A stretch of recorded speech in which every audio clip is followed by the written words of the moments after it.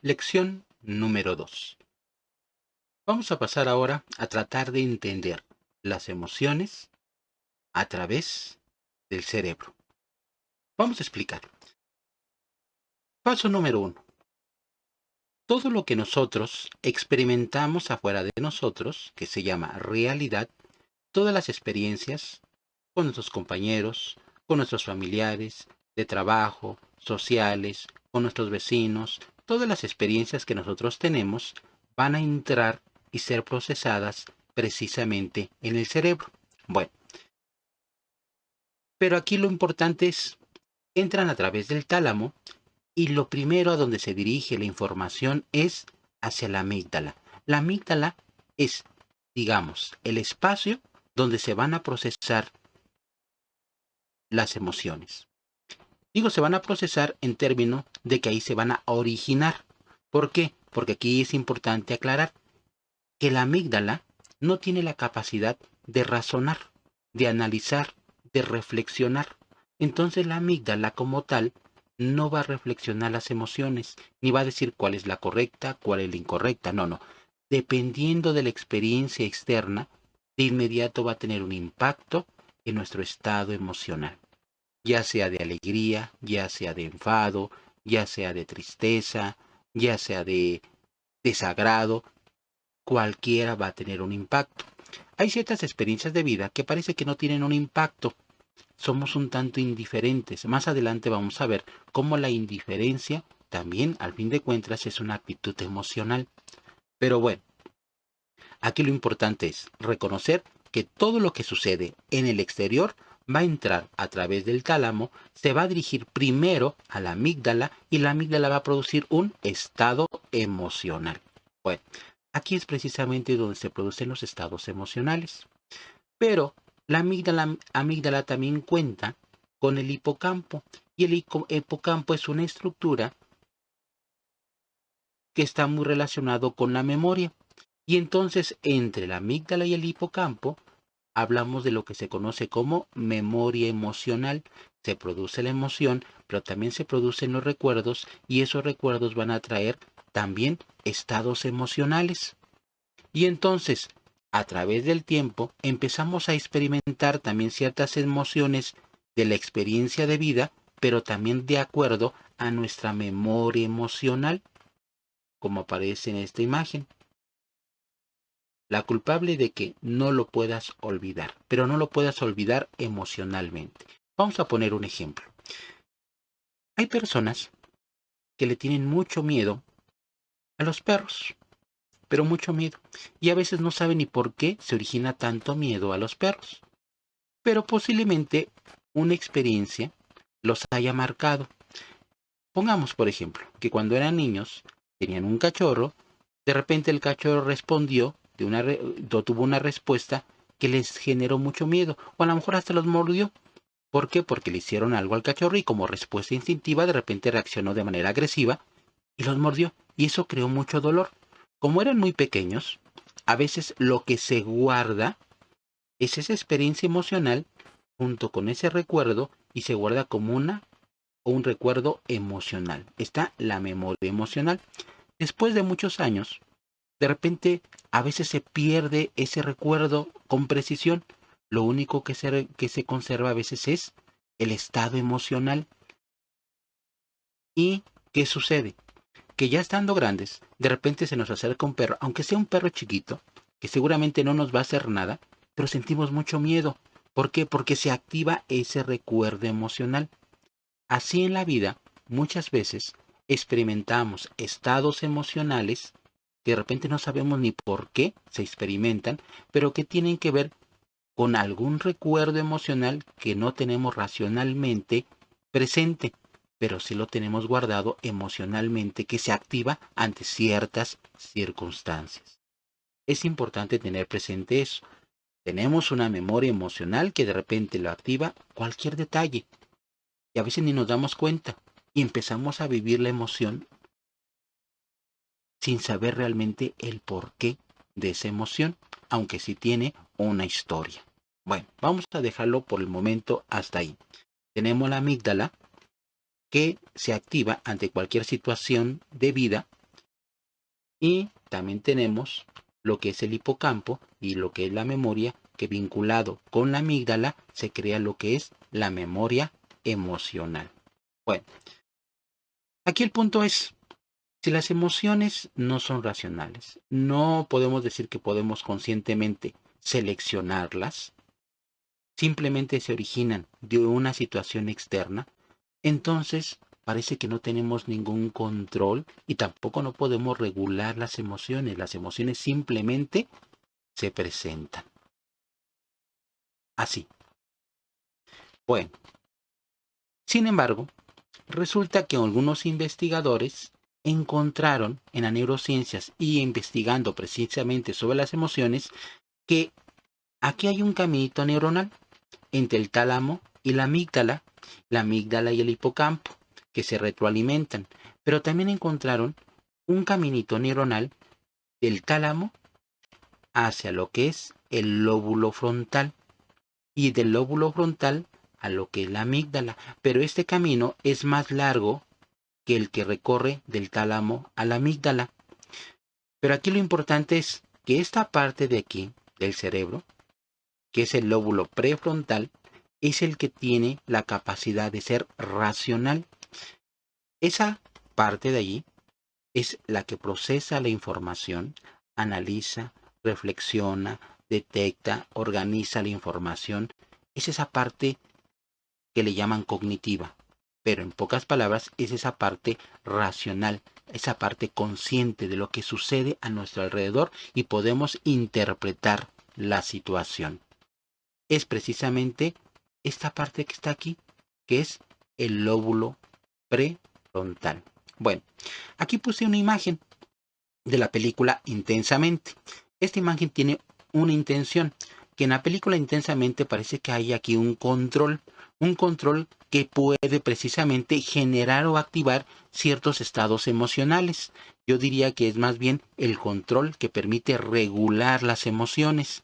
Bueno, este control es simbólico, pero en términos reales, este control representaría la parte precisamente prefrontal del cerebro. Y esta parte prefrontal se va madurando. De hecho, se dice que en la etapa de la adolescencia empieza a tener una transformación y madurez. Esta parte prefrontal empieza precisamente a reconectarse más. Esta parte también se conoce como la parte que nos permite frenar los impulsos. Cuando de repente sentimos un impulso de hacer algo, lo que nos frena es esta parte, la parte prefrontal, y la que en un momento dice, no lo hagas, detente, no es correcto, es precisamente esta parte prefrontal. Bueno, aquí lo importante es ver cómo esta parte prefrontal puede ayudar a regular esta parte emocional. Y aquí viene la parte más importante en esta lección. Si en un momento dado partimos que las emociones no son racionales y por lo tanto podemos llegar a la conclusión que no se pueden regular o controlar, entonces pareciese que no podemos hacer nada ante las emociones. Pero ante los nuevos descubrimientos en las neurociencias, ahora sí podemos entender que esta parte sí se permite o puede regularse. ¿Y cómo se puede regular? Dependiendo de cómo vamos nosotros manejando los pensamientos en esta parte de aquí. Vamos a poner un ejemplo. Digamos que de repente hay una persona que se acerca para hablarnos de un excelente amigo o una excelente amiga. Esa persona, ese amigo o esa amiga, para nosotros representa mucho y le tenemos demasiada confianza. Pero esta otra persona, pongámosle, un tal Juan, se acerca para hablarnos mal de nuestra amiga, Ana, a la cual le tenemos mucha confianza. Nos empieza a decir que Ana, al fin de cuentas, es una persona muy mentirosa y que está hablando muy mal de nosotros, pero muy mal de nosotros. Mientras Juan está hablando de Ana y nosotros empezamos a creerle es la parte que tiene que ver aquí. Y empezamos a decir, ¿cómo es posible que Ana haga eso, que hable mal de mí, tanto que yo confié en ella, tanto que le deposité muchas cosas personales a ella y ahora está utilizando todo eso para hacerme ver mal ante la gente. Bueno, esa información externa va a entrar y entonces va a producir una emoción. Y entonces voy a sentir mucho coraje hacia Ana, mucha molestia. ¿Por qué? Porque se está portando muy mala onda conmigo. Está hablando cosas que no debería hablar y siento más coraje porque yo tenía mucha confianza en Ana. Y entonces empiezo a pensar, qué mala onda Ana. ¿Cómo es posible que haga eso? Siendo mi mejor amiga, ahora resulta que dice tantas cosas malas de mí, que resulta ser hasta mi peor enemiga, por todo lo que está diciendo de mí. Y todo eso va generando cada vez más emoción de enojo, de molestia hacia Ana. Bueno, vamos a cambiar un poquito ahora la dinámica. Resulta que llega Juan y empieza a hablar de que Ana habla muy mal de mí. Y empieza a decir una serie de cosas de que Ana ha dicho de mí y a ponerme en ridículo con todos los demás. Pero en ese momento yo empiezo a pensar cosas distintas y digo, lo que pasa es que Juan tiene envidia de la relación que yo tengo con Ana. Y tiene mucha envidia. Y mientras más habla Juan, más voy viendo detalles de Juan, de su envidia hacia mi relación con Ana y mi amistad con Ana. Y entonces, antes de sentir coraje hacia Ana, empiezo a sentir molestia hacia Juan. Y hacia Ana siento todavía mayor unión y mayor fuerza en mi amistad con Ana. Y entonces el sentimiento que se produce aquí va a depender en parte de cómo esté yo procesando esa información. Esa es la parte importante que hay que rescatar. ¿Cómo proceso la información que está acá afuera? ¿Y cómo la enfrento? Y entonces si nos damos cuenta ante la misma experiencia, voy a sentir sentimientos diferentes, porque ahora voy a sentir más unión con Ana. Y voy a darle mayor valor a mi amistad con Ana. Y sin embargo voy a sentir enojo, pero para con Juan. Se van procesando de manera diferente las emociones. Bueno, para terminar esta parte. Ahora supongamos, otra vez, la misma escena. La misma escena. Juan diciendo exactamente lo mismo acerca de Ana y todo lo malo que está diciendo Ana de mí. Pero yo decido también darle confianza a Juan. Y lo que me está diciendo Juan, yo creo que es cierto. Empiezo a creerlo totalmente. Pero antes de procesar de por qué Ana se comporta así, que qué mala onda, por qué es así conmigo, si yo soy su mejor amiga, si yo confié tanto en ella, le he ayudado tanto, y bla, bla, bla, bla, empiezo a pensar, ahora diferente. Yo realmente no me había dado cuenta, mientras Juan me está diciendo, yo empiezo a procesar, no me he dado cuenta de que Ana me tiene tanta envidia.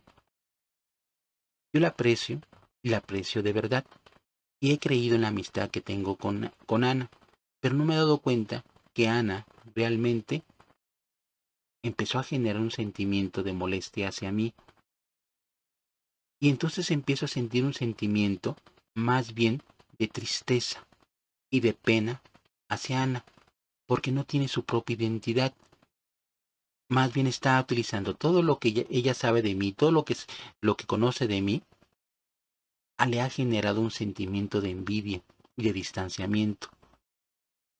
Y ha comportado como si fuera mi mejor amiga, pero realmente lo único que quería, al fin de cuentas, o lo que vinculaba conmigo, era todo ese sentimiento de envidia hacia mi persona.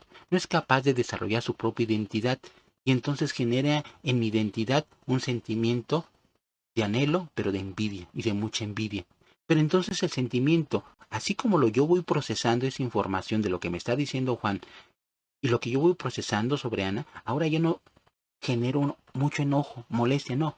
Genero un sentimiento, por un lado, de tristeza, porque es una persona que yo sí le tenía mucho afecto, y por otro lado, al fin de cuentas, de pena. Digo, qué pena me da que Ana, pudiendo ser mi mejor amiga y pudiendo construir todavía más cosas juntas, esté generando tanto sentimiento de envidia hacia los logros que yo estoy teniendo. Y empiezo a sentir pena por Ana, no enojo, no molestia, sino pena, tristeza. Bueno, conclusión, 3 momentos diferentes. depende de cómo lo fui procesando, fue teniendo un impacto en la regulación de esa emoción y se generó emociones diferentes. Esa es la parte más importante de los estudios que se han tenido actualmente sobre las emociones. La capacidad que tiene el lóbulo prefrontal de regular las emociones, de encauzar las emociones de manera diferente. Entonces, ¿en dónde debemos de prestar atención? Tenemos que prestar mucha atención en la manera como nosotros estamos procesando las experiencias de vida, porque la manera como nosotros procesamos las experiencias de vida van a tener precisamente un impacto sobre las emociones. Y aquí viene la parte interesante. De hecho, empezaron a surgir algunos libros que se conocen como inteligencia emocional y le llaman inteligencia emocional precisamente a la capacidad que nosotros tenemos para construir formas diferentes de lo que sucede, cómo lo percibimos, cómo lo procesamos y entonces qué impacto tienen en nuestras emociones. Y entonces ellos concluyen, ¿las emociones pueden regularse?